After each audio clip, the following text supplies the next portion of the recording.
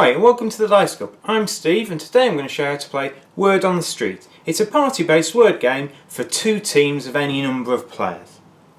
The way to play Word on the Street is you're going to split up into two teams, and you've got these letters in the middle of the street here. What you're trying to do is you're trying to capture as many letters from the middle as you can, and to do that you're going to be dragging them one at a time towards your side of the board, and as soon as they come off the board they become yours.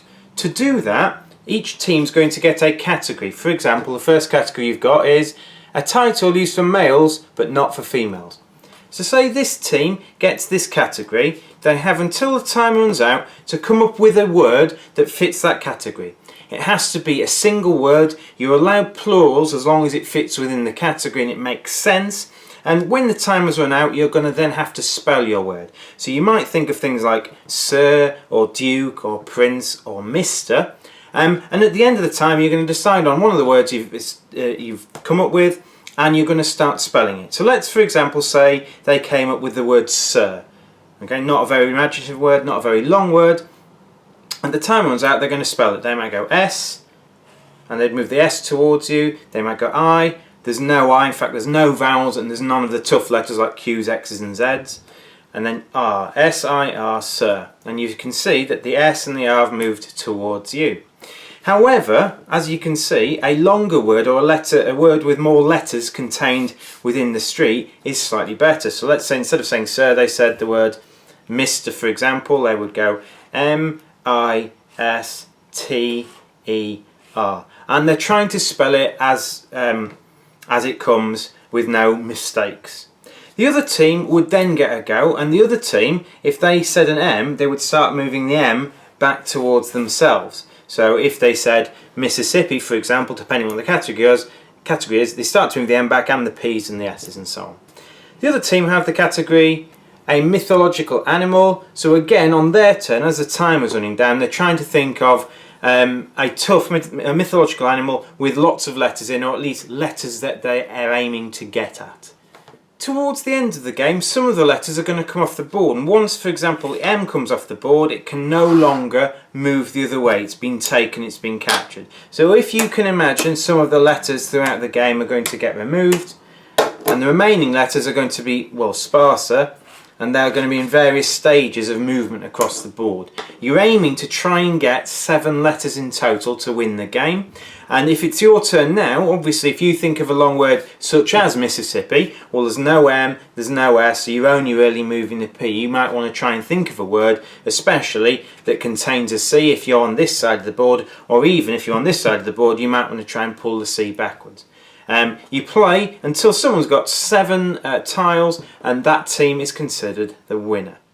As with some word games, there are going to be challenges or people disagreeing whether words are valid or not. If you decide to challenge the other team's answer, and you can challenge on various reasons, you can challenge the fact that it doesn't fit the category, you can challenge the fact that it's 2 words, not 1.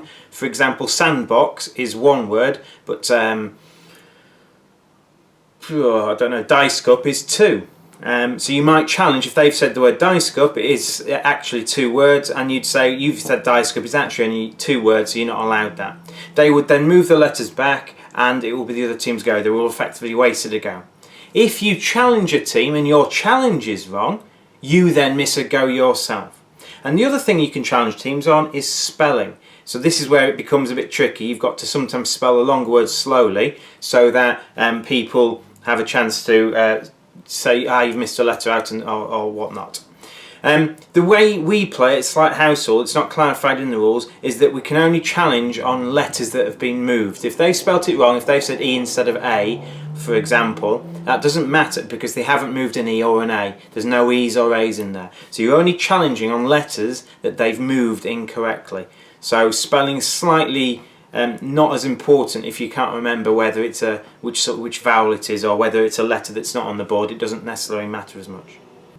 When I play this game at school, I'm a teacher, and I play this with some of the children or pupils I teach at lunchtimes. I give them a mini whiteboard to write the word out on, obviously trying to retain all the letters of quite a long word in your head, and agreeing whether you've spelt it wrong or right at the end is a toughie. So I make them write it down on a mini whiteboard first. If the other team agrees with how the word is spelt, they can then move the letters. For some people, if you're playing with children or as such, I think this is a slightly better way to do it, and then there's less arguments about whether you said it right or not. So I'm just going to show you some of the other cards in play in Word on the Street. You've got things like an event where a speech is made, a hairstyle, a card game, the last name of a famous artist, something used for security or self-defense, a city with a population of over 1 million, there are a lot of those, but again this is where you might have to start using Google to check the answer is valid or not, and a perfume or cologne scent. Each card is double-sided, and generally the blue side is the tougher side. On the green side you've got things like a board game, an article of clothing, something a cat does, a tropical fruit, and so on. They're generally easier, so if you are playing with younger people or people not so good at spelling, this might be the way to go. That's been the party game Word on the Street. I've been Steve from the Dice Cup. Thank you very much.